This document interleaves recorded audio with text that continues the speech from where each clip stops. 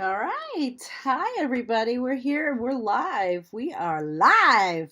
And I was doing some sharing. How's everybody doing? Can you hear me?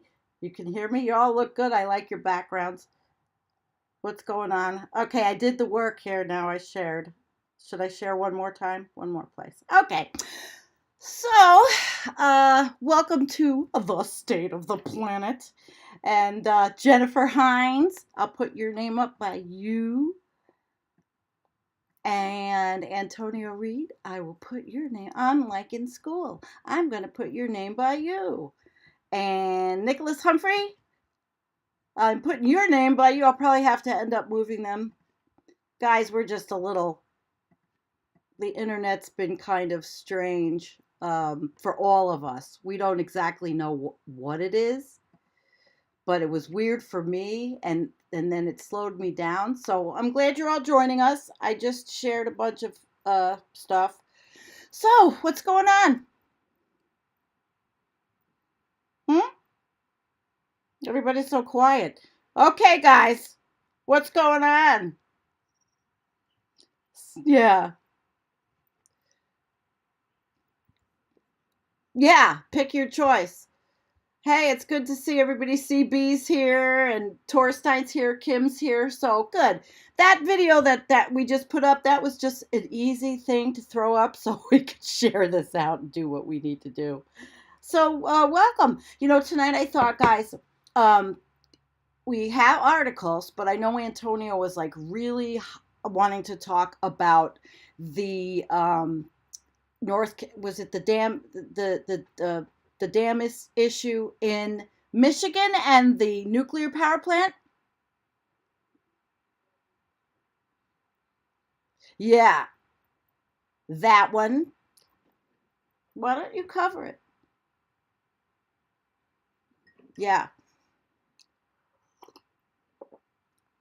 absolutely. And then I know, Nick, you want to talk about the temperature of the Arctic, and we have a monsoon. And Jennifer, I had sent, I don't know, whatever you wanted, that we had that wet bulb article, which I thought was interesting because, well, being females, our wet bulbs will probably be hit before everybody else's, before the guys. So, okay, no audio except somebody said, Dale says he has no audio. Can everybody hear? Can't hear your guests. Okay, just a minute. All right, it should be fine now. Sorry. I talk so much anyway. Had you shut us up? No, you've got sound now. It's my fault because I muted you guys manually. Sorry, guys. No. So Antonio, they saw your lips moving. Well, it's all right. Everybody's joining us anyway. That uncanny look when you're just like, wow, wow, wow, wow. Yeah, especially, I was like really I was just laying around, and then I decided, I holy love crap. all of our bloopers live. That's what I like about going live. Yeah, bloopers live. Hi, Wendy. Wendy's with us. That's my lifelong, I always say that, embarrass her, friend since zero. Wendy and Jennifer would get along great. Yeah, you guys would get along great. Perfectly wonderful. I love bringing people together. It's just fabulous to me. So anyway, when you couldn't hear Antonio, he wants to talk about a nuclear power plant situation with the dam, and of course Nick's going to talk about the weather, the 80 degrees in the Arctic, and Jennifer, we're talking about the wet bulb. So guys, get going. And I'll do the background here. Okay. Go ahead, Nick. Well, Antonio. Everyone's probably pretty. Oh, I don't know. I mean, there's so much news right now happening in the United States. I can't actually say for certain if I think a good portion of the people know what's happening as far as extreme weather events, because obviously the lockdowns and coronavirus in disease causing COVID-19 have kind of grabbed the headlines and our attention. Yeah. But I think it's important to kind of keep your peripheral view some light on your peripheral view. And one of the things that's kind of happening in the periphery right now is we are still in an age of abrupt and accelerating climate change, and the implications are very real. It seems like just yesterday in 2016, 2017, we were talking about the possibilities in these nightmare type scenarios. But here we are facing a global pandemic and real world climate impacts as we speak. Mm-hmm. And happening in the United States, in Michigan, we had a storm, and it wasn't even, it's not like it was a hurricane that hit Michigan, although it was a pretty significant storm, which again is another signal of climate change. Right. And this storm, I forget how much rain it dropped exactly on the area, but it's not just affecting Michigan. Actually, there are multiple Midwestern states now that are affected by cresting rivers. But what happened is that, first of all, we have faulty levee systems and old dams in the United States. Mm-hmm. All of that gets revealed now, right? So all of the type of economic inequities, all of the backlogs of infrastructure upgrades that we've had to be doing, well, now these infrastructures are being really put to really being challenged by this climate changing world. And what we had was not just one, but two dams burst in Michigan, Right. wiping out, I think, 3 entire towns in Michigan have been totally destroyed. And of course, billions of dollars of property now and infrastructure destroyed. So this is pretty serious. I mean, again, these are small towns, but they're still like actually places. We think about in the United States, small towns are not like small towns in developing countries. Right. These are still towns with services, with, they're industrial. These are not like towns from, 200 years ago or something like that. These are very modern places. And I think we get lost in that, being so urbanized. But these are not just like tent hunt places. Yeah. These are real places where people live that are developed, and, they can handle extremes, and they're used to certain types of extremes. But these extremes are outside of the box, and the damages that we start to see are so great in scale that these towns really can't, in these local communities, not just towns, but these local communities, these counties, whole swaths of them for hundreds of miles aren't really going to be able to recover. But what's in particularly interesting about this case was near the river. Dow Chemical has one of its largest chemical refining plants there, and they do plastics, styrofoams. I mean, you name it. Right. And one of the things that they have is not a nuclear power plant, but what they have is a research nuclear reactor. So that's actually really important to think about, because when I was first warning about this, my focus was mainly on the nuclear power plants. But of course, there are more reactors than simply the ones being used for energy generation. There are a lot being used for research at places like this Dow Chemical plant in Michigan. Fortunately, with coronavirus going on, the plant had closed or shut down the nuclear reactor way in advance. So it wasn't like they had to do any type of emergency shutdown because of the flooding.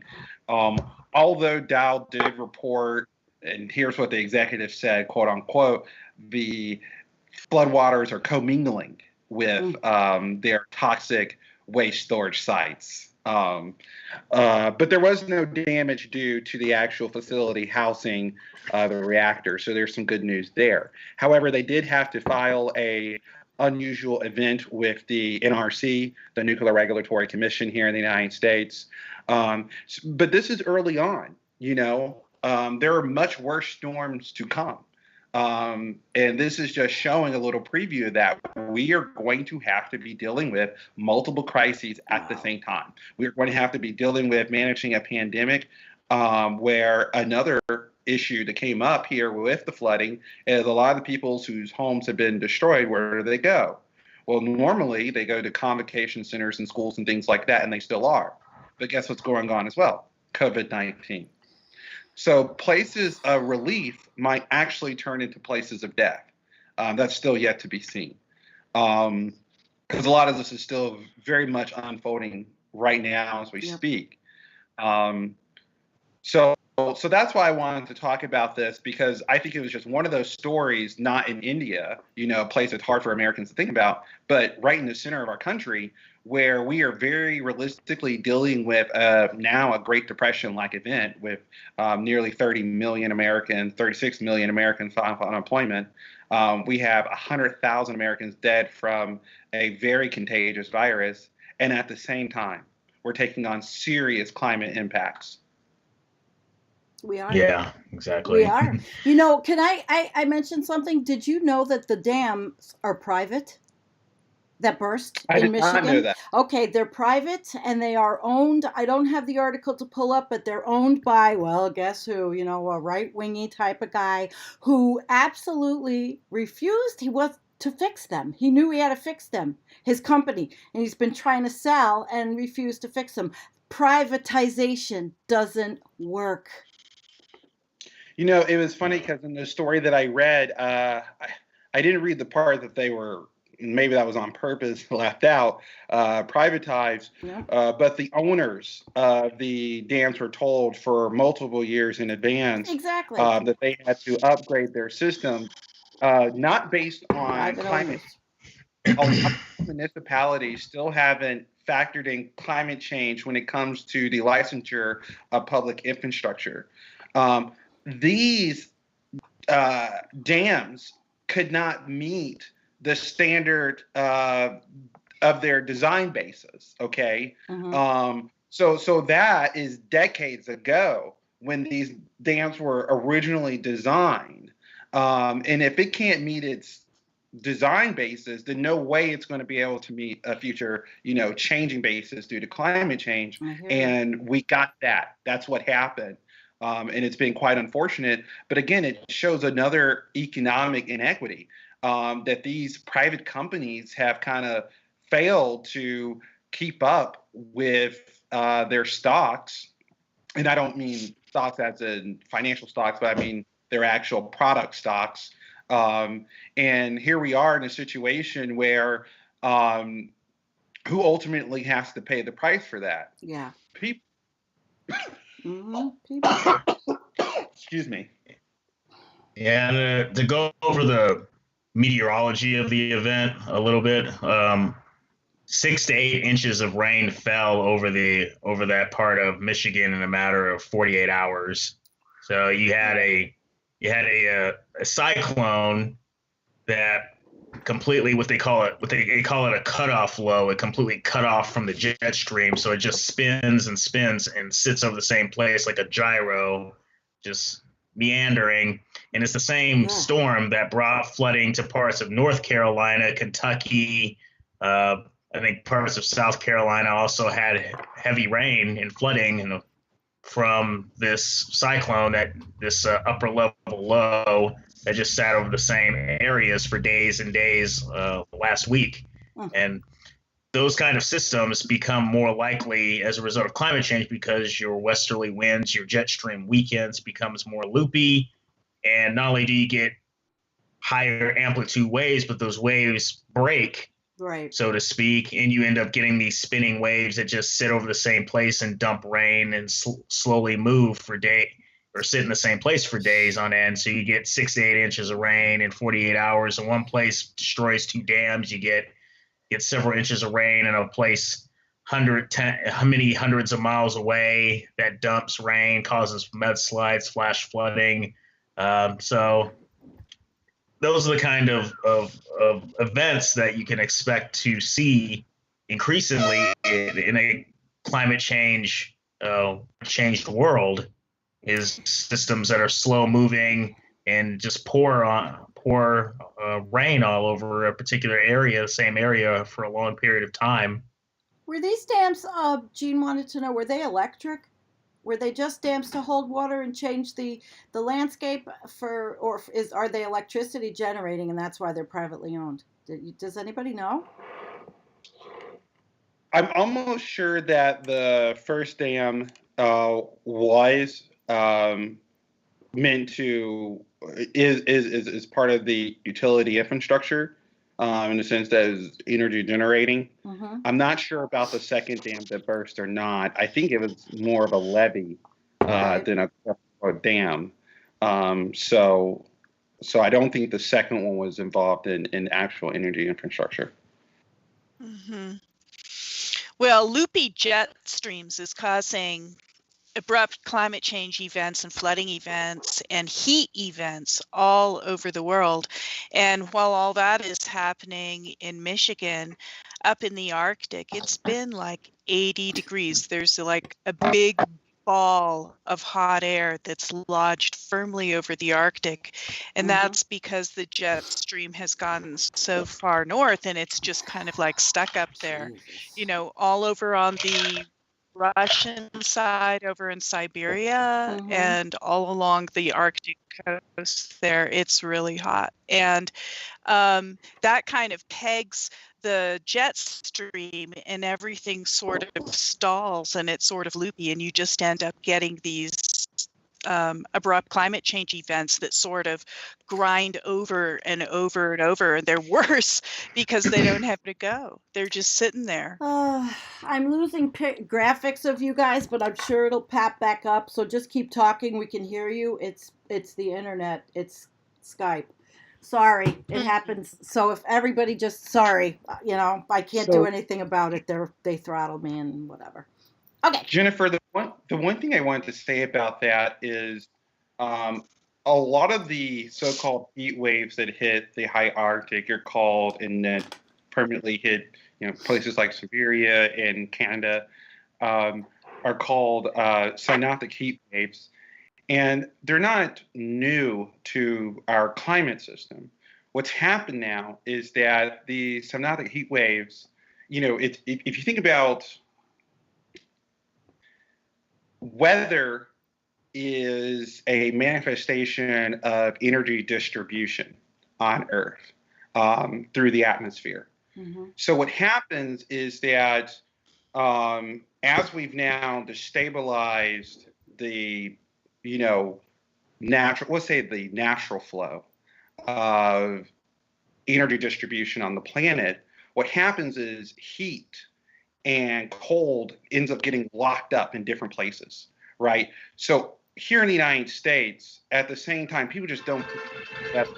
But if we're experiencing cold somewhere where we normally ought not to be, that means that somewhere that is normally cold has to be now warmer than it ought to be. It's not like that air just dissipates somewhere. Okay. Right.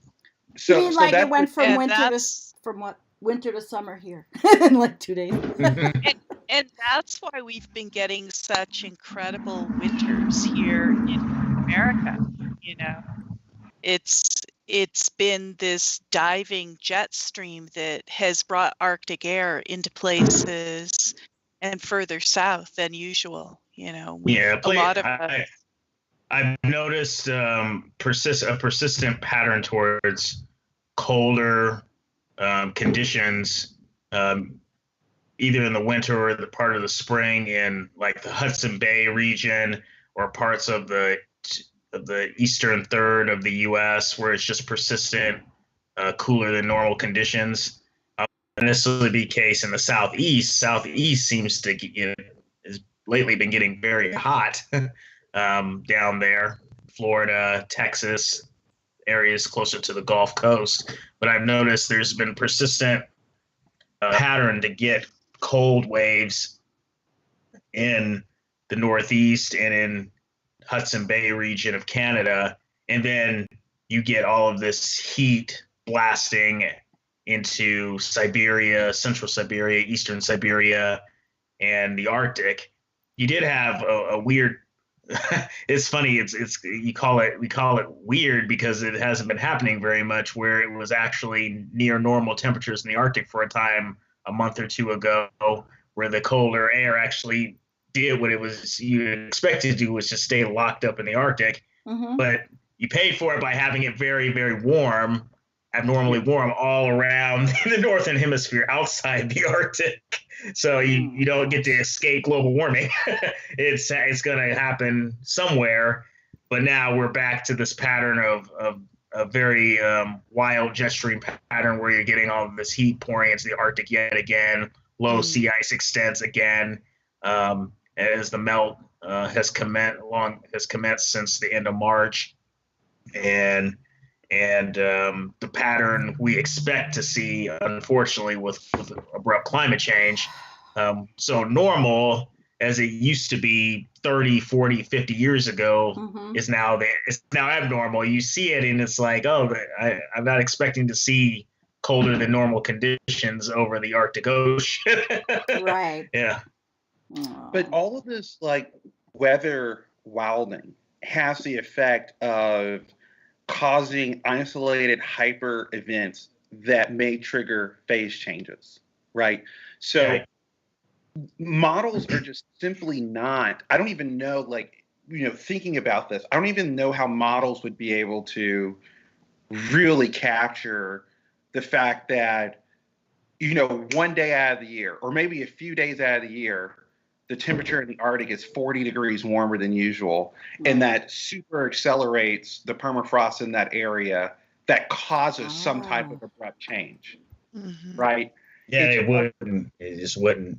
Yeah. Right. In saying that, the Arctic is 2 degrees Celsius warmer than usual over the course of, maybe the first quarter of the year, or even for a month, you can't, I guess, have that much detail to understand that these individual days, these extreme events are so extreme that the extensive damage they cause to ecosystems when they happen sporadically could in fact alter the state of things so much that we're on a different trajectory by just understanding the average events that are happening in that area. Right, Nick, I agree with you. It's kind of like, have you guys passed a tipping point, and what other, through self-reinforcing feedbacks, tipping points are you cascading all that much faster? And it kind of like, it's the opposite of flattening the curve. It's going straight up. Well, here's an example of a scenario. Imagine sometime, it could be this year, it could be 5 years from now, it could be 10 years from now. Maybe every year we get these events where we're getting a decline in sea ice extent every year. maybe we hit another record that beats 2012 for the lowest sea ice extent minimum on a record, and then we recover in some year, and then we have another record maybe several years later. So it's going on the downward trend you expect to have with a warming planet using ice. But then you end up with a situation where in one particular summer, you have an accelerated sea ice melt. The ice is very thin, very young, not able to hold together very well. And then just like you had in 2012, in August of 2012, you get big storms that penetrate deep into the Arctic and destroy all that ice. And suddenly you go from maybe 1.5 to 2 million square kilometers of sea ice extent, and suddenly you're left with a blue ocean at the end of August because of a series of storms that came and blasted all this ice that had spent years getting thinner and thinner, and you've just created a tipping point right there where you've exposed all that blue ocean to the sun. It heats up, and then you're waiting for the winter recovery, and it might come, the ice might grow, but it grows nothing like it did even in the previous year because the ocean warmed so much, even with the later season sun. And then the following spring, it melts off and you have a blue ocean event that lasts longer. That's what can happen. It can literally just take a confluence of events coming together to create a cascading of other events, and you've hit that tipping point. You can identify that was the year, that was the time that occurred. And you may not understand it fully until after it happened, because tipping points, a lot of times you don't know you've hit them until after they passed in the rearview mirror. But you see that it happened not too long ago, and you can never go back. Yeah, that's true. That's probably how it's going to go too. Yeah.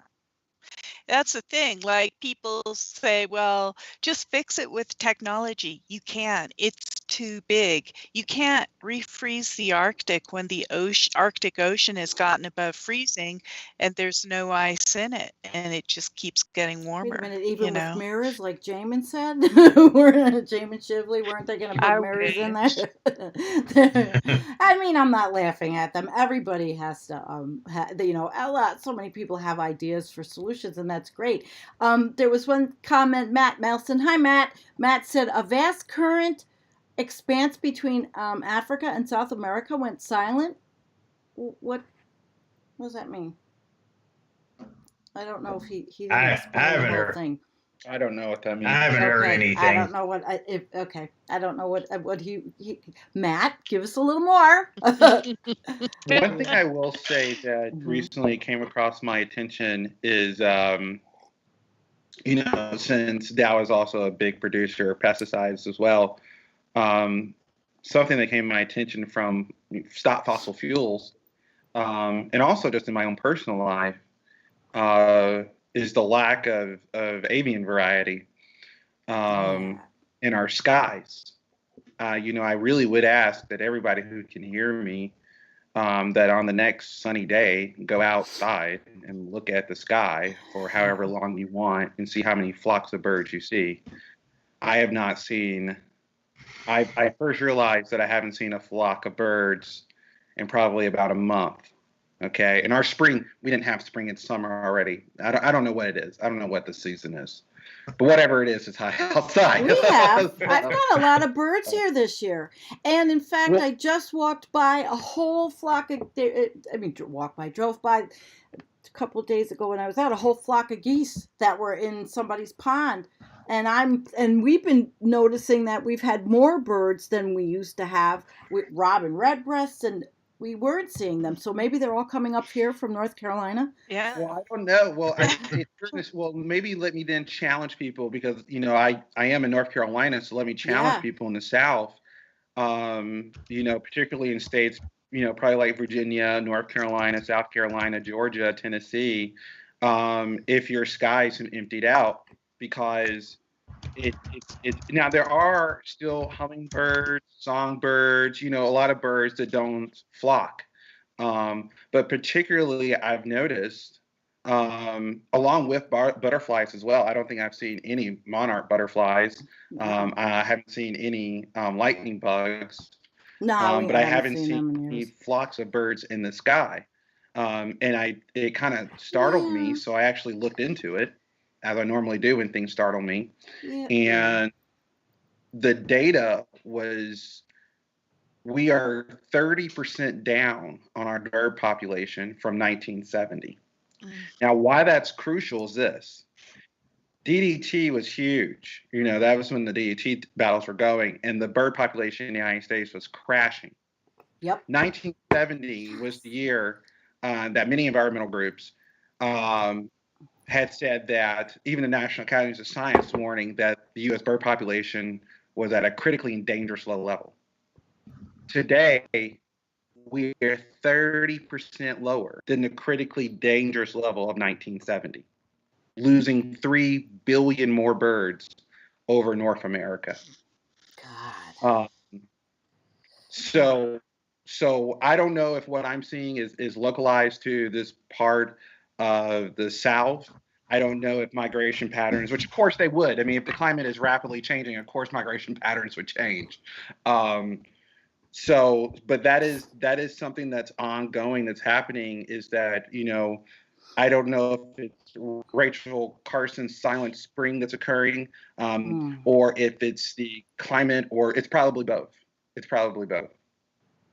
Well, CB said he sees no bees at all, but we've also had bumblebees. Doug and I were outside walking around, and we saw bumblebees, and we were just like so happy to see 2 fat little bumblebees. And we've had foxes, 4 baby foxes, well, bigger than babies, back on the property, rolling around the grass. So I don't know. We've had our deer, and we have a lot of wildlife right now, and we had never had a family of fox. 4. And I didn't get a picture. I was so pissed. But so maybe, but maybe animals are migrating. I don't know. Tony, we have a lot of geese here in Colorado. There are huge flocks of geese around here, like giant flocks. They kind of do their twice a year thing where they just kind of hang out here for 30 days and then go north or south. And it's been a lot of geese around, actually. And Robert says he said so many birds up north, largest flocks of snow and Canadian geese I have ever seen. Geese or ducks on my pond every morning. So I guess it's let me warn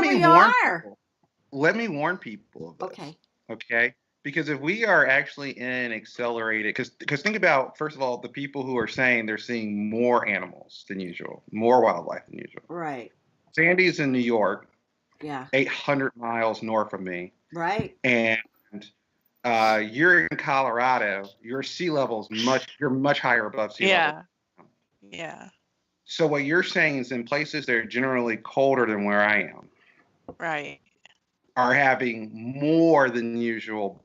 So that would be right? That animals would be moving away from places that their heat tolerances are starting to fail, where it's becoming too hot. Yeah. And of course, we're humans. I just go inside and turn on the air conditioning. I'm not moving to New York or Colorado yet. Well, you can always move around me. Yeah. Like there's anything here for you to do. And I can't remember which report it was. I know the IPCC has had a few reports the past couple of years, the 1.5 report and other reports on the ice in the cryosphere and also land surface temperatures rising. But I know in one of the reports, they mentioned the fact that they've seen evidence in the literature of scientists witnessing either major changes in migration patterns, both in the land and in the sea, and also even changes in evolution, like the biosphere is trying to keep up with the accelerating climate change by accelerating evolution so either life forms either get out of the way of the rising temperatures or the more extreme conditions that they're facing in temperatures, whatever that happens to be, or they adapt to the changes that are occurring. How successful they'll end up being is the difference between life and death for humanity, among other species on this planet. But obviously, life always like to say life finds a way. Life is trying to find a way through this, and that may be what's happening. There may be places where there's actually more life showing up, more wildlife showing up, because some places are becoming more difficult to live.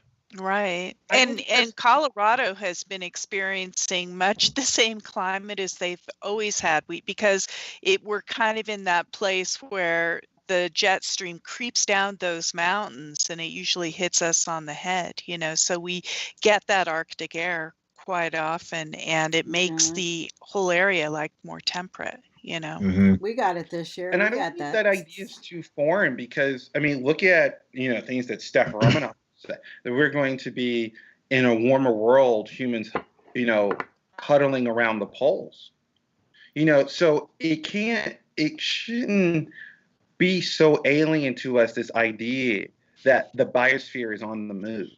It's probably been on the move. Obviously, the biosphere is a lot more sensitive to changes in the way that energy is distributed around the planet than we're going to be at any point in time.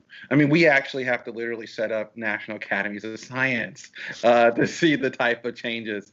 But now things have accelerated so fast, we're starting to see them. And our own human systems are, I think, in part holding us back from maybe moving. But imagine if we were still hunters and gatherers, we would be going with the animals. We would be staying put. Maybe that's the smart thing. So it's not entirely clear. What we do know is that statistically, yes, the bird population has crashed over North America. We know that the insect population has crashed over North America. We know that the wildlife populations around the world have crashed. And we also know that the interior continents is warming faster than any other than the Arctic, or other than the poles. The interior continents warms faster than any other place on the planet. The oceans warm the slowest, but irreparably. Whatever is happening to the oceans is permanent. And that's something that's a huge feature that not even geoengineering can really fix, because the oceans are like a battery, and they are now warmed at such deep levels that whatever consequence, and there will be major ongoing for century consequences for that, that's not going to ever be changed by anything we do in our lifetimes now. Guys, I know, I wondered if I could read you a paragraph and then you guys could speak to it. It's from the Robert Hunziker article in Counterpunch. And I thought maybe if I just read one paragraph, you guys could comment. And I will. Okay. As the article, I could pull it up, but it's called There Is No Planet B, 10C Above Baseline. But this is okay. As things stand, the world has a comfort zone of 1.5C to 2.0, with 1.5 the clear preference. But still, at 2.0, all kinds of bells and whistles go off.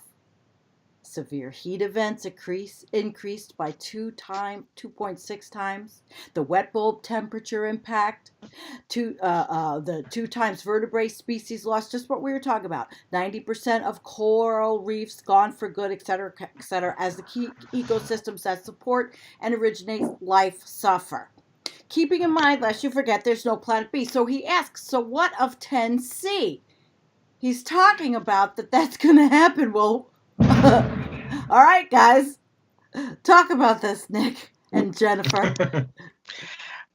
So what is 10C? Oh, 10C degrees above baseline. Yeah. Oh, 10C is death. Nobody can live at 10C. Maybe there'll be strange little cave people in, hollowed out mountains with emergency supplies. 4C is extinction.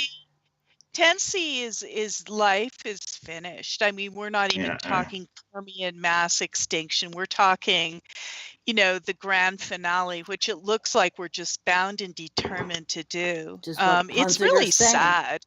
This is a great article. I love Robert Hunziker, and I love his column in Counterpunch. Everybody should catch it. So this one came out May 22nd. It's called 10C I can above show it baselines. if you Really, want. really good. I'll show it if you want to. If you guys want to So talk about this article.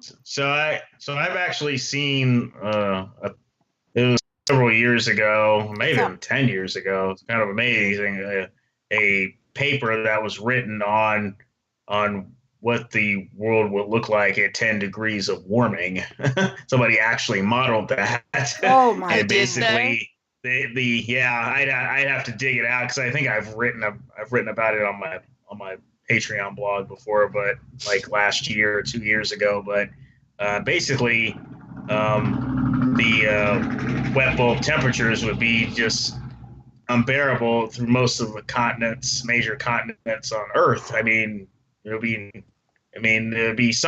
pockets of areas where it wouldn't be as unbearable, but they want to go live in Greenland, I guess. Yeah. Well, he said in the article, he Antarctica. says, and you sent it to me, Nick. He said the following story might be labeled as reckless, and it might be criticized as a fear-mongering piece of journalism, and probably will be. Nevertheless, 10C Above Baseline explores a dystopian world envisioned by John Doyle, Sustainable Development Policy Coordinator of the European Commission in Brussels. So he's got a thesis of a 10C world. That's what I thought maybe you guys would talk about. For our purposes, we won't matter because we wouldn't be around for 10C. I mean, it's too absolutely. I mean, especially at the speed.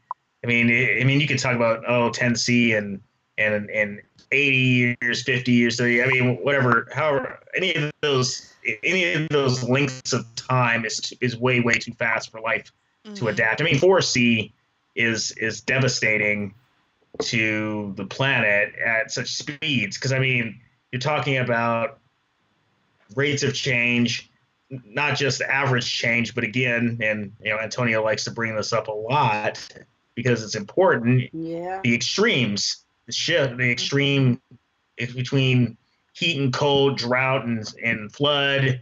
It's just no way that you can adapt. I mean, we've seen increases in the past 40 years in the number of major hurricanes on the planet, category 3 or higher storms on the planet. There was a research paper that came out just in the past week that was highlighting the fact that the likelihood of a tropical cyclone becoming a hurricane has gone up by 8%, and it will just continue to accelerate faster as global warming accelerates. And there's been many predictions for such things to occur in the future, but nobody had been able to demonstrate or prove that it's already happened, that we're already seeing more powerful cyclones on Earth because of the global warming that humanity has already done. So, I mean, to get hit, I mean, you saw what Hurricane Dorian did to the Bahamas. I mean, to get hit by a slow-moving Category 5 tornado-like storm, sit over the same areas for 48, 72 hours, it absolutely destroys human life, human livelihood, but it leveled entire forests, it destroyed entire ecosystems, and that's what you're going to expect, and that's what we're already getting in a world that's 1.1, 1.2C above baseline. You're going to, I mean, what are you going to get at 2C, 3C, 4C is going to be absolutely horrific. And then that brings us to the wet bulb, which is mentioned in this article, and we have another article on the wet bulb temperature and what he said. Do you have it pulled up, Jen? Do you have the article pulled up? Yeah, I do. You want to look? I do. I'm down. Let me pull it up for everybody if they want to see it because it's pretty good. He's got this guy Doyle. I'm gonna pull this up. Everybody can see it. Jen, I was down all the way down where he says, heaven forbid people are depending upon geoengineering to bail us out. What if it doesn't? You want to read that? And then we can talk about the next cup, the wet bulb going down. We can talk about that. You can pick this apart and talk about this article for hours. Are you at heat beyond tolerance? Because that's pretty interesting. Go for it. And then, yep, go for it. We'll talk about Yeah. this. Heat beyond tolerance. Modeling studies had already indicated that wet bulb temperatures could regularly cross 35 degrees centigrade if the world sails past the 2 degrees C warming limit set out in the Paris Climate Agreement 2015, with the Persian Gulf, Southeast Asia, Thank you. and North China playing on the front of the deadly humid heat. Our analysis of wet bulb temperatures from 1979 to 2017 did not disagree with these warnings about what may be to come. But whereas past studies had looked at relatively large regions on the scale of major metropolitan areas, we also examined thousands of weather station records worldwide and saw that at this more local scale, many sites were closing in much more rapidly on the 35 degrees C limit. So that means we're getting close to the limit. The frequency of punishing wet bulb temperatures above 31 degrees, for example, has more than doubled worldwide since 1979 in some of the hottest and most humid places on Earth, like the coastal United Arab Emirates. Wet bulb temperatures have already flickered past 35 degrees.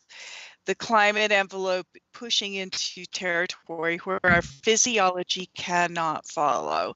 And that's the main thing to understand about wet bulb temperatures. Wet bulb is when your body cannot evaporate sweat. It is too hot and too humid to evaporate sweat. So you sit there and you cannot cool off. So you have nothing to mitigate the heat, which is our sweat.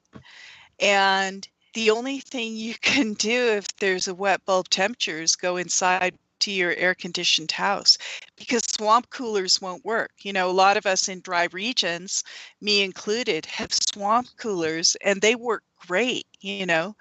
And if it gets too hot and sweaty, if you use your swamp cooler, you're just going to get all sweaty and the temperature's not even going to go down. So they're great for the dry regions. So when your climate starts to saturate and, you know, the humidity goes up, it just makes it all the hotter. You know, those of you in the Southeast, probably you, Antonio, included, because Tony. right? Because you live in a place when it gets hot, it gets humid. Tony, you live in Very Sweatsville. challenging. That's why I said we've already summer. Yesterday and today we're both near 90 degrees. People have to understand, for us in North Carolina, 88 degrees is the average high temperature for the hottest part of the year in July. So for us to be at 90 before we hit June, it is incredibly humid. So the reality, and actually in the same article, it does talk a little bit about, you know, how people have found relief through air conditioning. Well, there's two things about air conditioning. First of all, what air conditioning does is it doubles down on the heat island effect. Right. Because what air conditioning has to do, just like what I was talking about earlier with energy transfer and energy distribution, that if it's cold somewhere, that means it must be warm somewhere else. Okay? So if there's now cold air in your house where there was not cold air before, where it was hot air, that hot air has been transferred out of your house to somewhere else. Where has it been transferred? Displaced. Out into the atmosphere. Now, and because of the way that we built our cities, we built like these huge mega blocks of essentially venting heat from our air conditionings, which also act to warm the air, but it warms the outside air. But as it does this, it's kind of like a feedback, because warming the outside air means that you have to use more energy to keep the cool air inside. So air conditioning is not a solution to this. Air conditioning would exacerbate the problem. And that's even if air conditioning was not being powered by fossil fuels. Okay. So the example I just shared with you was just the physical air conditioning. I was not talking about how air conditioning is powered. So it's actually doubly destructive. Yeah. There's physical effect of pushing the heat from your house into the actual atmosphere, and then the energy required to do that, which we require through in North Carolina, mainly coal and gas. So these effects are going to be devastating. I told Sandy there are times that I was literally having, I would call them heat panics. In the middle of the summer when we were riding close to 100 degrees for just weeks at a time, that I told her I see myself someday soon happening to leave my southern home. Oh. That it's just going to be too hot to be here. And I know that day every year is getting closer. Yeah, I've had the same thought because, I remember driving to Mississippi back in 2016. I graduated with my master's degree from Mississippi State University. It was an online program, but I had to drive to Mississippi in June of 2016 and to do a graduate seminar for a week prior to graduation, present research, things like that. And I remember making a stop in Jonesboro, Arkansas, at a pizza parlor, and the server was like, "Oh, I bet it don't get as hot in Nebraska as it does here in Arkansas." I was like, "Oh, it actually does." It's like it can be like we've had,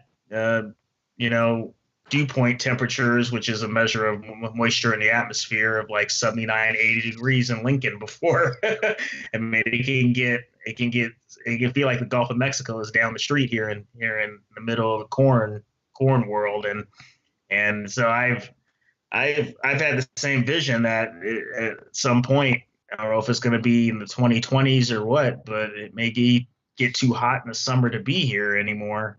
And it's like, where am I going to go? Yeah, you're young. Yeah. I'll be dead. Yeah. You're young, and I feel bad for all of you that are younger. And it I think about my kid who says she wants to move to LA to go to graduate school. I'm like, it's getting hotter there. She's like, that's why I want to move. Some of them are just, she knows what I do. It's like impervious to thinking that the future, it's not going to be so great. You're better off in Buffalo, but nobody that age is happy. She's not going to stay. She's not going to stay. She's going away. I don't think we're better off anywhere. What people are not understanding is, it's not that places are becoming more or less suitable. It's stability. You can't settle on unstable places. There's nowhere is being everywhere. There is no new normal, and there never will be, unfortunately, again. Okay. And as time goes on, things will change at a faster and faster pace. We are right now playing this experiment right now above our heads. The atmosphere is moving back the equivalent of 800,000 to 1 million years. By 2030, we would have pushed the atmosphere back by 3 million years. By 2050, almost 25 to 50 million years. By 2100, something like 100 to 250 million years, we would have pushed our atmosphere back. Nothing. That's crazy. Nothing is going to survive that rate of change. Yeah. Some research. And I mean, you talk about stability. Well, I mean, look what's happening with the pandemic. I mean, the food prices for food, like meat, because meat packing plants get messed up because people are getting sick in the plants and everything. And I mean, think about what will happen if you start having repeated droughts and simultaneous droughts in the North China Plain, in the Great Plains of the U.S., and parts of Germany and France, and other areas of Europe, and you have crop failures that are simultaneous, then grains will go up, they'll shoot up. Australia, again, same deal. and you have simultaneous events where there's either drought or fire or flooding. People don't grasp that. Even if you're in a particular area and your area happens to have a good year or good string of years where it's not doing badly, it's not having extreme events for whatever reason, the events that are happening far from you affect you economically, affect you financially, affect your ability to even sustain yourself. I got what did he put? Somebody put, Carl, 415 ppm of CO2 is about equivalent of 3 watts of heat on every square meter of the planet. Wow. That's pretty wild. Pretty hot. The chat's going pretty good. One thing I will say about COVID-19, the impact that it's had, I think, for average people, is that climate change was always seen as it would be localized events happening all over the world, but never like, oh, okay, because the way people think about climate change is, the fires in Australia, the hurricane that hit India, or something like that. So it's hard to see how could they envision that the whole world could possibly be in the throes all at the same time. But what COVID-19 showed is that, in fact, the whole world can be in the throes at the same time dealing with a crisis. And mobilize. Yes, and mobilize to a certain extent. Well, everybody in the world knows about it, so we can't do the same thing for climate change. But that's what I'm saying. It takes an event like that. But look at that. COVID-19 was so directly impacted everywhere all at once, basically. But for us to allow climate change to get that far, think about what that would mean. Well, what that would mean, and people also don't understand that because they think about climate change in terms of hurricanes and tornadoes and fires, but climate change is actually what you see every day. It's the fact that every day is on average warmer than it was 50 years ago. Yeah. That's one day we're going to get to the point where every day is going to be quote unquote extreme, but it's not going to be extreme. It's just going to be an entirely different climate. But for us, it's going to appear that every single day extreme is some type of extreme. Okay. And that's going to be, I think, the part where it is going to be really scary because it will seem so grand, and it will be so grand, that everywhere you go is dealing with this great catastrophe, and nobody is doing better than anyone else. Mm-hmm. I feel bad for Bangladesh now, and I saw videos of what's going on from AmFam. And it generated over 914 millimeters, or which is 36 inches of rain there. Oh. And those, I mean, they're devastated. And I constantly think about George Harrison when he did the album for Bangladesh back then. The people have suffered there. That was 1970. They've suffered there for so long. I mean, we've had that, and I mean, just in 1 week. There's in Uganda, a river went right over it burst its banks in Uganda. I mean, this stuff is happening more and more everywhere. Yes, events happen, but they just seem to be increasing, increasing. Greece too. They had a heat wave, and then they had heavy rain after that, but not in the normal range of what used to be. I mean, we're still overlooking the fact, because these things hit us so often. Yeah. I'm still trying to emotionally and intellectually recover from the very real fact that something like 2 billion ants perished in the fire Holocaust in Australia in the first couple of weeks of 2020.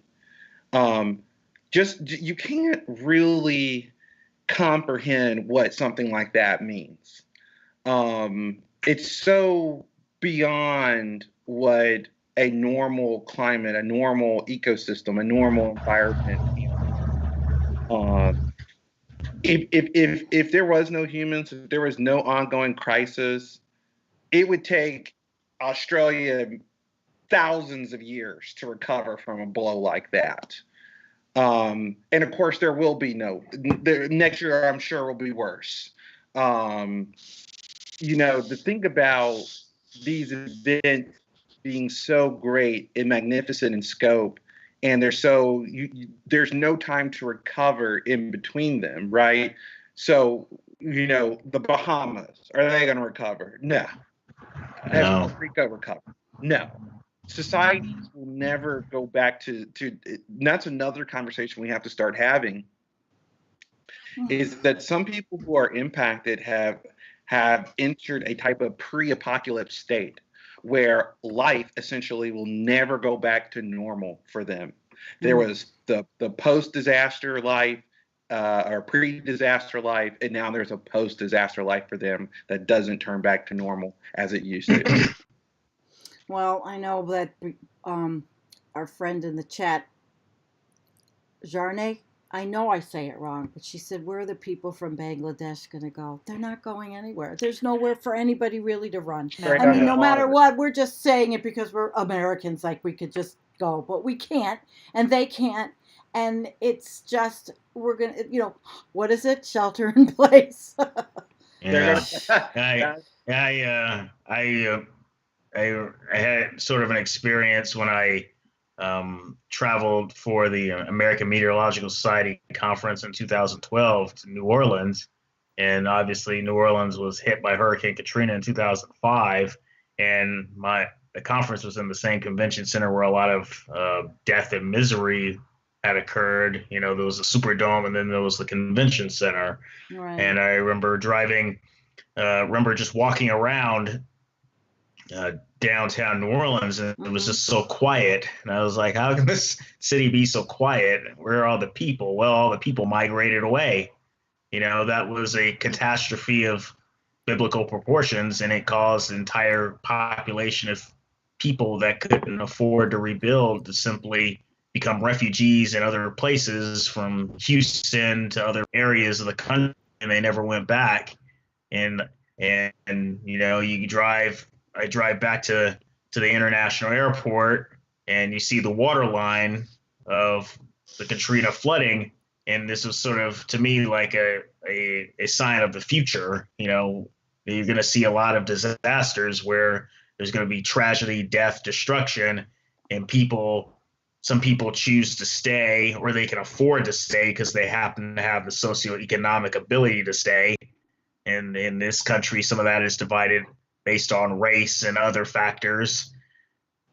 And then others will scatter to the wind, so to speak, to other places and try to make a living somewhere else until inevitably they're hit by something else. It might be another pandemic. It might be some other extreme weather event.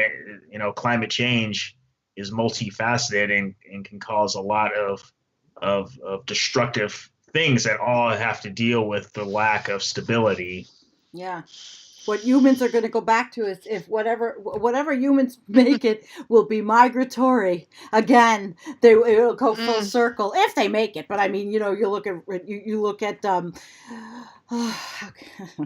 we're so doomer tonight. And Jennifer and I did our show last night, and we talked about the movie Planet of the Humans, but we also went over all of we talked about solar and wind, and we it's all out there. But is it just a Band-Aid? How much farther will it get us if we're already seeing 80 degrees in the Arctic, and we're at 418? I don't know. It's just like, it's so big. And, these things happening up in the Arctic, they're like worse each year. And it just drives, as go the Arctic, so go we. It just drives a whole series of cascading events. And, if we thought it was bad to live without toilet paper for 15 weeks, during coronavirus, well, wake up and smell the coffee, because it's going to be worse than that. Yeah. You know. Yeah, it's time to Well, buy that's a good your point. plug-in bidet. Plugs in. Yeah, and you people can- protesting, demanding haircuts, and Oh God, Remember that, what is in the United some States of and the UK? temperatures that we see in the Arctic, it's not like there's a physical impossibility that we could see days that are 20 to 40 degrees above usual here. In fact, I'm for sure that I've actually experienced days that were like that um, already in September and October of last year, where it was near 100 degrees at a time that it should be close to 70, 75. God, what were the wet Um, bulbs? Ugh, so, ugh. so when you experience extreme things like this, is there anything about this? Is there any day of the year that you could tack on 30 degrees and it's not going to be like a weird as hell day, right? There's no day that you could just add 30 degrees at any point and it'd be like, oh, that's okay, that's normal. No, that's a bizarre happening. Yeah. And we really don't understand like the consequences of such an extremity happening. It really just goes to show. Now, the last thing I will say about the coronavirus and its impact on climate is that I think the global numbers are 17. What was it? That global emissions have reduced by 17%. Is that something like that. Yeah. okay? So actually, it's smaller than what I was kind of extrapolating out to, right? Because I extrapolated that we would do some type of Wuhan, and of course I knew we didn't. The world didn't go through a Wuhan shutdown, um, you know, but nonetheless, I did that extrapolation, and I think Wuhan and parts of China saw something like 25 to almost 30%, anywhere between 20 and 30% reductions in emissions. But the world globally achieved about 17. Again, extrapolating that out, if we held our lockdowns for 10 years straight, Mm. that would be the equivalent of a 1.7% reduction per year in global emission. Okay, for a total of 17% reduction of our 2020 level by 2030. This meager change. It would be as if we were polluting as much as we were polluting in 2010 or so, and just kept it at the 2010 level and said that's it. But we are already facing out of control catastrophe at our 2010 level numbers. So that's why So adaptation is so important, I guess, right? adapt to what? I mean, that's Well, I another mean, question. the People are adaptation to talking the fact that we're fucked, just like Jim Bedell and deep adaptation, basically. I mean, adaptation from a social standpoint, it just like it basically involves people just doing whatever it takes to survive. Just trying to stay in the same place as long as they can, but then migrate away if it gets too hot, too stormy, too destructive, not enough food, and of course that leads to warfare between nations. Yeah. If you have cross-national migration, and then you have to try to survive that. So, I mean, adaptation just ends up becoming a race to survive, in any way that you can, which we're isn't. going to have catastrophic, and people keep on ignoring this, but I've told people I've changed my priorities. Okay. I used to think that the warming of the air, the actual warming of the atmosphere, was our most immediate threat from climate change, from the ongoing climate. I revised my thoughts. I think the coming sea level rise poses a more immediate threat in the sense that, we're in a battle of the atmosphere. We are going to geoengineer. That's going to happen. But the sea is going to creep on us and then roar. Okay? And that whole episode right now, based off of the projections I've seen from NOAA in 2017, shows that we're on a current trajectory where we're headed to something like 2 to 3 feet between 2035 2045. That's a time range to bring it 2 to 3 feet. Doesn't seem like a lot. 1 foot of sea level would be devastating, would immediately throw the world into a global disaster. Okay, for every 1 foot of 1 foot vertical, the sea rises. 100 feet it goes inland at sea level. Okay, so you're talking about places like the Mekong Valley that feeds tens of millions of people would disappear under an additional 7 to 10 more inches of sea level rise. That's coming in 10 years. So we're talking about, okay, that's just over there. In the United States, what this means is that essentially we're looking at by 2030, 2035, that time period, all across the entire eastern seaboard, for our real estate markets to simply fail. That is to say, here's why they fail. Not because they're destroyed, not because they're underwater, because they are uninsurable. Right. Okay? Big thing. So that's why they fail in the West. You know, in developing countries, they don't worry anything about, insurance policies, right? It's just like literally, if your house is destroyed, that's when you stop living in your house. Yeah. Insurance.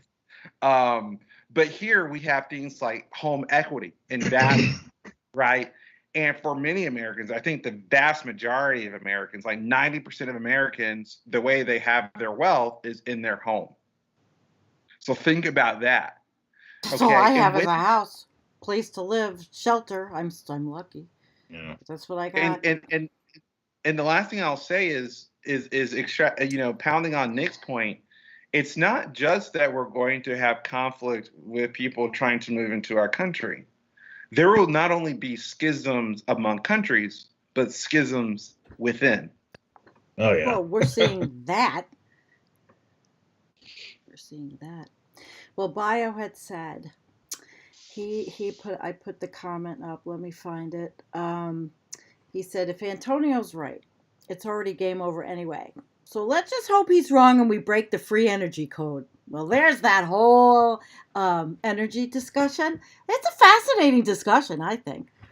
Not that we have time for that now, but perhaps we can do that another time. Talk about the energy, as Jennifer and I saw, and all of the work I did researching, watching videos. That's not really research, but watching videos on different power sources. It's happening, and it's happening fast. Even this administration that still invests in these companies because they're probably underneath it is a fossil fuel company. The only thing I will say about alternative energy sources is I don't care if you power your chainsaws and bulldozers with batteries or a hybrid nuclear reactor if you're still cutting down the Amazon rainforest. Oh, sure. And that's kind of the approach that we've taken to our technology is, we'll just be less emitting.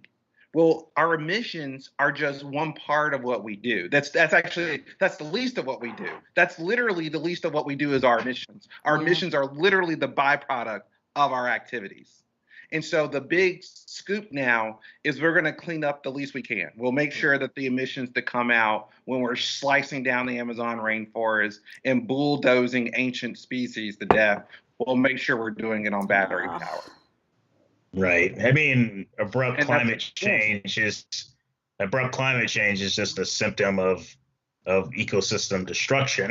I mean, you're basically, all you're doing if you try to solve climate change, which you really can't doing it this way, but if you try to solve it by limiting the emissions, well, are you really solving anything? Because, as Antonio said, you're just using your other resources to power civilization, and your civilization is based on destruction of other species and resources that are used to maintain it and grow it. The UN says we're losing 150 to 200 species a day. That was before climate change started accelerating. So this is not, it's not as if, I think, I don't want to discourage people and say we shouldn't pursue non-dirty energies. Well, Of that'll course, never happen. Humans, we're going to, it's capitalist society. Neoliberals, greed money, they can see money in it. It's going to happen. It's not, and it's happening. I wouldn't ever say that you wouldn't. And you're the youngest, so you're the one that's going to benefit if there is a benefit. Well, we don't know. I wanted to ask Nick really quickly. There's some real world consequences to emissioning down to zero as fast as possible. Like we say, we're talking about a living celestial body here that has real energy input challenges, and we're talking about this idea. Oh, we'll just stop emitting. Right. Let's even say we had a global Green New Deal and we just stopped global emissions in 10 years. What would happen? I mean, the Earth would. What would be the effect of that? Well, I mean, the world would continue to warm fairly quick, dramatically for at least another 20, 30 years. The sea levels would continue to rise. All the devastation that we have to deal with that's written in stone is going to happen. Right. Everything that you spelled out, that's only 10 or 15, 20 years away, is still going to happen. It's a sad reality, but the Earth, you imprint something on the Earth doesn't forget it. It's like a memory foam. You put that in the atmosphere, you put that in the oceans, and it just sticks. Mm-hmm. So, I mean, I can't say it's a bad thing to do. It would be a good thing if somehow we could get emissions to zero and at least hold the atmospheric concentration at what it's at now and not continue to have it rise 2 to 3 ppm every single year. But I megoing to have to deal with what through basically 2050 is what we're going to have to deal with. Everything up until 2050 is a done deal, so whatever the projections are for temperatures, people talking about 2 degrees, 3 degrees of warming without all these weird tipping points that could come and do crazy things faster. Just neglect those because those are hard to predict. You're talking 2.5, 3 degrees by some of the newest models by 2050, and you're talking about sea levels rising at least 2 to 3 feet. So that's what is written in stone. You can't change that through 2050. If everything is done perfectly to stop emissions this year in 2020. So right. wonderful. All the architecture people are talking about now, building houses that are resilient and up on bigger, even more, what do you call them? Stilts or whatever. Yeah, I was going to say stilts and all that. But that's human ingenuity. The designing for the homes of the future, the tiny house movement, it's all happening. Well, but the thing is, that's a Western world thing, and I ain't gonna help anyone in the developing world. I mean, developing world is absolutely screwed by all of this. And they're talking about those movements. I just have to be realistic, man. I went to school for international political science and international relations and comparative politics. And when I was looking at the energy infrastructure of the world, how countries are developing, like Nick is saying, it's a hyper minority trend in the United States, tiny houses or whatever is being talked about. Mm-hmm. What's happening by the tens of millions are people are getting air conditioning, people are getting cars, people are building highways, people are building buildings that are going to be energy suckers. And there is a lot of fossil fuel, just like cigarettes. We like to say that cigarettes died down in the United States. Well, they died down in the United States, but they've been exported across the world. So many people smoke that. I still see, even in the doomosphere. And that same old oil energy infrastructure is being built up like nobody. There's bigger markets in the third world for the dirty energy, anyways. I think you talked about Indonesia a couple months ago. Yeah, I mean that's where the energy's going, and I mean. A lot of people, and there's a lot of arguments about perhaps rightfully so, want to live like the U.S. kings live. The king in the castle. You want to be like them. A lot of Americans have that mindset about rich people. They want to be rich. Well, people that have very next to nothing compared to us, average people in the U.S., they want to go up. So they want the quickest way to do that, and that's to get this energy. But of course, it destroys the climate, destroys the planet, hurts indigenous peoples that don't want to live that way. Right. Yeah. Wow, what a discussion. And the chat's pretty hopping too. Anybody have any questions? We have a little bit of a lag, so it always takes time to get questions. I've got Cindy, if they're generating a question, I want to say on Nick's point absolutely about also if we ended emitting into the atmosphere, climate change is dynamic. Right now, climate change is being driven by our CO2 emissions. But once we stop emitting CO2, climate change will be being driven by the feedbacks that's already in play. And once we clean our skies, I was reading, I can't remember her name because I'm sorry, I don't want to offend people who happen to be Asian or particularly of Chinese descent, but this particular researcher was, and I can't remember her name or how to pronounce it. I do like to give credit if possible. Yeah. But research anyways was on the fact that the global dimming issue is probably actually much larger than we thought, in the sense that, we kind of hyper-focused on the actual particulates in the atmosphere and not so much on the effect those particulates have in terms of cloud seeding. Cloud seeding in terms of weather modification aren't really that effective because the amount of particulates you have to put in the atmosphere is rather large. But if you think about the amount of particulates we put in the atmosphere for energy as pollution, just generally, it's enormous. And what she argues is that part of the global dimming factor that's been missing is the additional amount of cloud production, not just the actual particulate matter itself. And so once the air clears, there's going to be something like a half a degree to a full degree of warming to occur.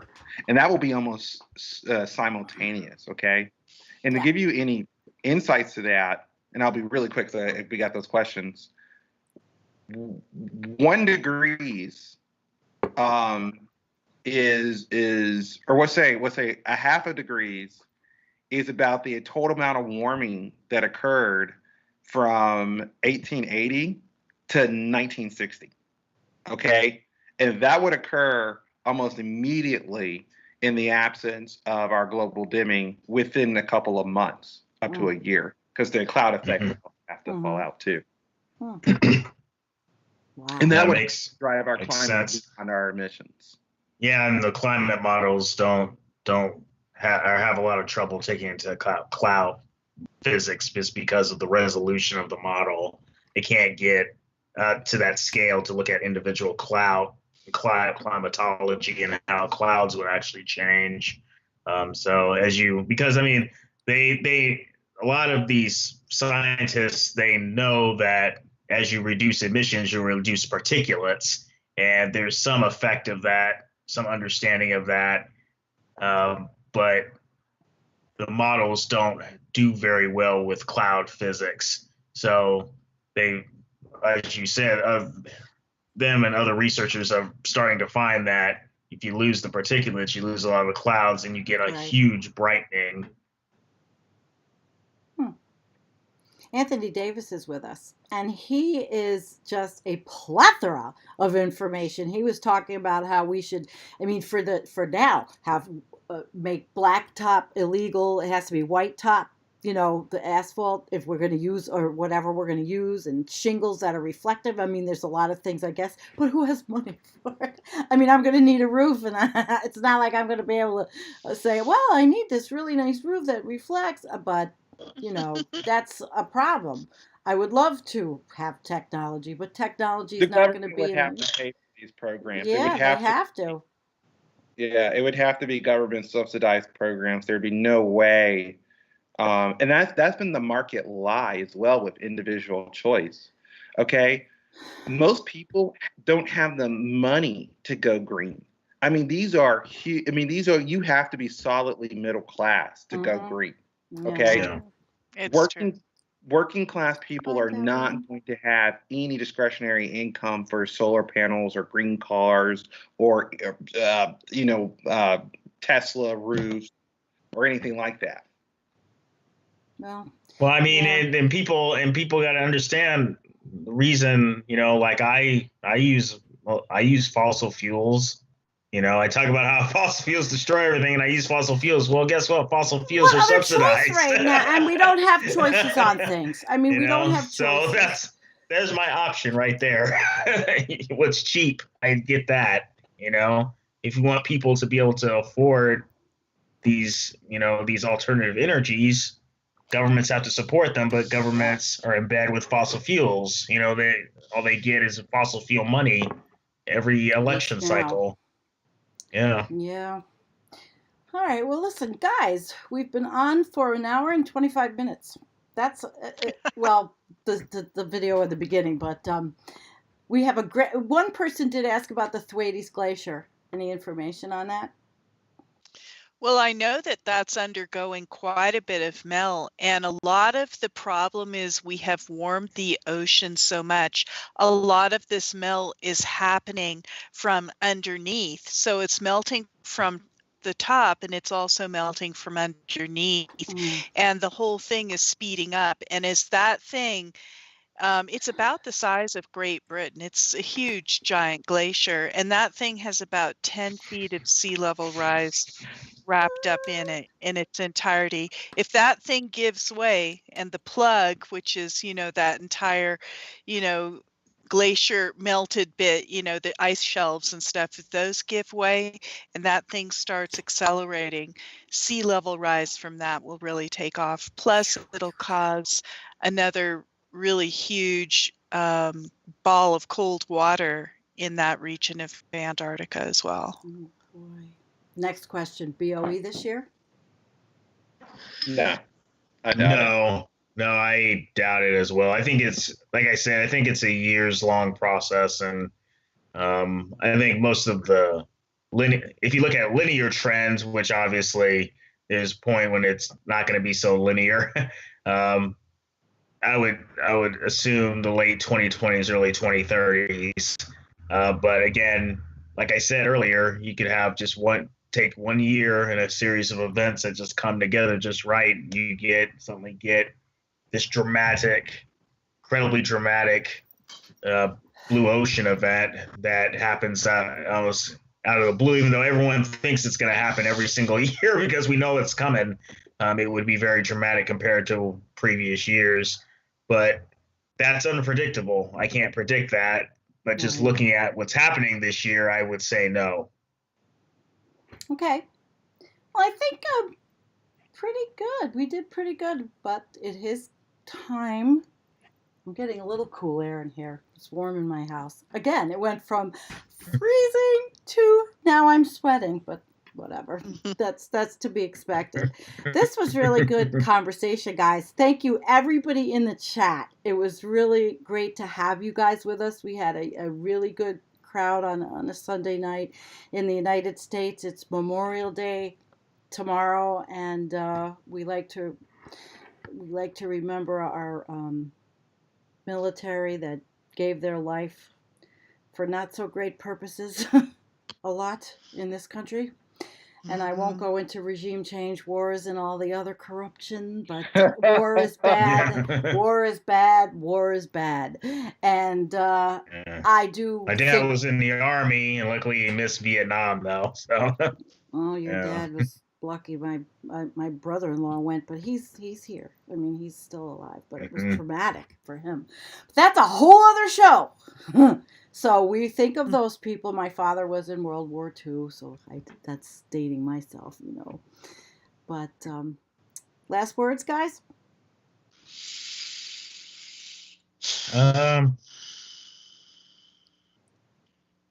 Oh, goodness. I don't know. that's okay. We talked about heavy stuff. Yeah, we did. I'll just say thank you to everybody in the chat, because it's been a great chat. They've had a lot of fun in there. They're talking about I think we have a bi-coastal love affair going on in there. I love it, and we've had a great everybody, Trish and Human and Going South, Torstein, CB and Scott and Mike Walter and Human and Jarnay and Brian Meld and Kent Deal and Anthony Davis and Kim Santino and Hans Asperger and Prager Squire. I love to try and Greg Capicuni and Greg Melanchuk. I love to say your names because I really do appreciate that you're all here with us. Thank you guys. And Jean. We love Jean from Costa Rica. Mwah! All right, everybody. We will do this again. I'm supposed to be having a show on Facebook tomorrow with Matt. I'll let you know if we're going to do this. It'll be just probably on Facebook. But thank you, everyone. Antonio, Nick, till we meet again. All righty. Till we meet again. And I'll just say goodbye.